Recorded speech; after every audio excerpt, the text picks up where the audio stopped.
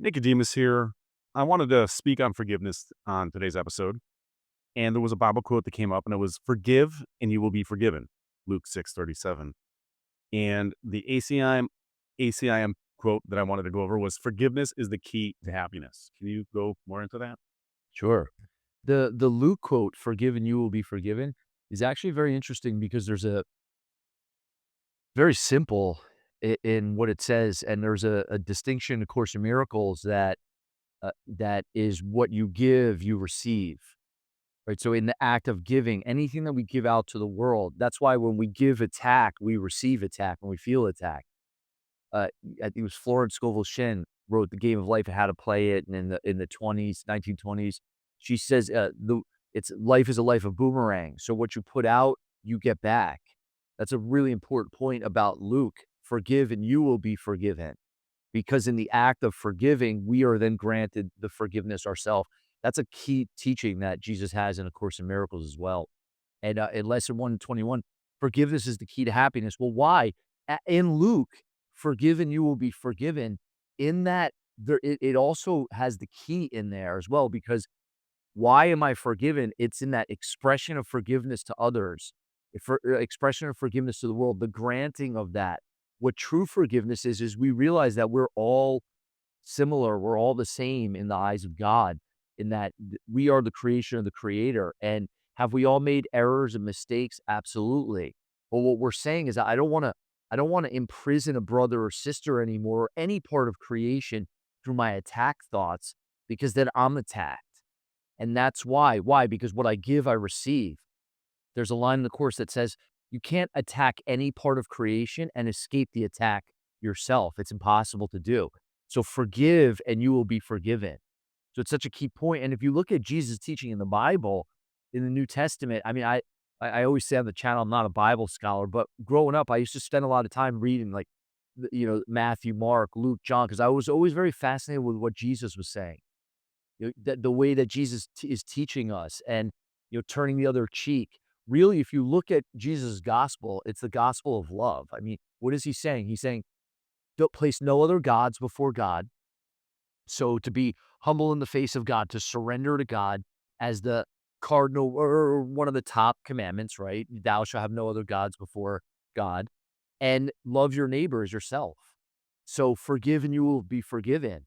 So in that, the key, it also, love your neighbor as yourself, which is in the Bible, basically points to, for us, is that we find heaven and we find healing together, and that with each other, through forgiveness of each other, through our relationships, that we ultimately find our own healing and what we're looking for. Because why? I can express forgiveness in relation with you and learn a deeper forgiveness within myself and about myself. So when I forgive you, I'm also forgiven. And this idea that we're forgiving, and what is forgiveness? Well, forgiveness is to give forth all the hurt, basically to give forth the doctrine and the teaching of the ego and that thought system. So what is forgiveness? There's a line in the Course that says, every moment you and I are choosing between a grievance and a miracle. So a grievance is basically saying, like, what you did or they did or it did to me was not right, was not fair. It should have been different. And then obviously I understand that there's things in the world that are not inherently, fair or right. Like, people might experience those things, but we're very much talking about our perspective, how we view the things, because we cannot be affected. I don't care if somebody comes up to you and does something that's unfair or to you, whatever it is, you can only be affected by your thoughts. So forgiveness basically says is, I will not attack you, because I can only be attacked by my own thoughts. And if I attack you, then I am attacked as well. That's why if I forgive you, I am forgiven. So think about that in your life and in your relationships, and see if you could catch yourself every day in and day out, because we have attack thoughts all the time. And I want to make a distinction for you from the Course, that is, there are no small upsets. All upsets are equally disturbing to my peace of mind. So it's not like, well, that guy cut me off in traffic and I, flipped him the bird and I was pissed and I was, yelling in the car. So, like, yeah, that's not that big of an upset. It went away. But if I lost my job, that upset's a big one. He says in the courses, there are no small upsets. All upsets are equally disturbing to my peace of mind. So what you want to start to do is look for upsets, whether they're small, whether they're big, with people, with situations, and the upset itself is what needs to be forgiven ultimately. That's why in any situation where someone else is involved, if I grant them forgiveness, I also am forgiven because what I'm doing is I'm not holding an attack against them. I'm not holding a grievance against them. So I am then let go of or freed of all of the grievances that of against myself and that I haven't been perfect in the errors that I've made.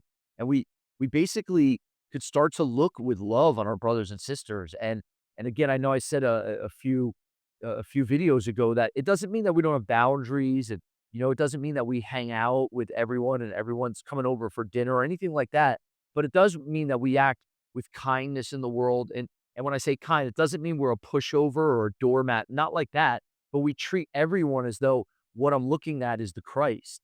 I have the possibility of seeing that. That's really ultimately Jesus' teaching, and that we get to all aspire to and really practice so we can learn forgiveness deeper and deeper and know that it's a two-way street, that when I grant forgiveness, that forgiveness is also granted to me.